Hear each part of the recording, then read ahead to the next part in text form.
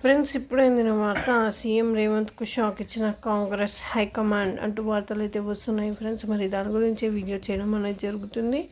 Friends, దయచేసి like చేసి share చేసి సబ్స్క్రైబ్ అయితే చేసి మరిన్ని లేటెస్ట్ అప్డేట్స్ కోసం బెల్ ఐకాన్ అయితే క్లిక్ చేయండి. ఫ్రెండ్స్, అయితే ఈసారి జరిగిన లోక్సభ ఎన్నికల్లో ఇండియా కూటమి 234 స్థానాల్లో గెలిచిన సంగతి తెలిసిందే.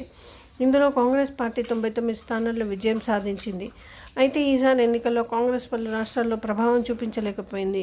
ఈ నేపథ్యంలో పార్టీ హైకమాండ్ కీలక నిర్ణయం తీసుకుని ఏ రాష్ట్రాల్లో పార్టీ ప్రభావం తగ్గిపోయిందనే దానిపై ఓ జాబితాను తయారు చేసింది. ఇలా ఎందుకు జరిగింది అనే దానిపై అంచనా వేసేందుకు ఫ్యాక్ట్ ఫైండింగ్ కమిటీలను నియమించింది. లోక్సభ ఎన్నికల్లో కాంగ్రెస్ పార్టీ 8 రాష్ట్రాల్లో ప్రభావం చూపించినట్లు గుర్తించారు. అవి మధ్యప్రదేశ్, ఛత్తీస్గఢ్, ఒడిశా, ఢిల్లీ, ఉత్తరాఖండ్, హిమాచల్ ప్రదేశ్, కర్ణాటక, తెలంగాణ. ఈ 8 రాష్ట్రాలకు హైకమాండ్ కమిటీ సభ్యులకు నియమించింది. వీళ్ళందరూ ఆయా రాష్ట్రాల్లో కాంగ్రెస్ ఓటింగ్ శాతం ఎందుకు తగ్గిందనే దానిపై అంచనా వేసి రిపోర్ట్ తయారు చేశారు. ఆ తర్వాత దీన్ని హైకమాండ్కు అందజేస్తారు. అయితే కాంగ్రెస్ విడుదల చేసిన రాష్ట్రాల్లో తెలంగాణ కూడా ఒకటి. అయితే ప్రస్తుతం తెలంగాణ అధికారంలో ఉన్న కాంగ్రెస్ సర్కార్ ఈసారి లోక్సభ ఎన్నికల్లో బీజేపీకి సమానంగా ఎంపీ సీట్లు గెలుచుకుంది. కాంగ్రెస్కు 8 ఎంపీ స్థానాలు రాగా బీజేపీకి కూడా 8 స్థానాలు వచ్చాయి.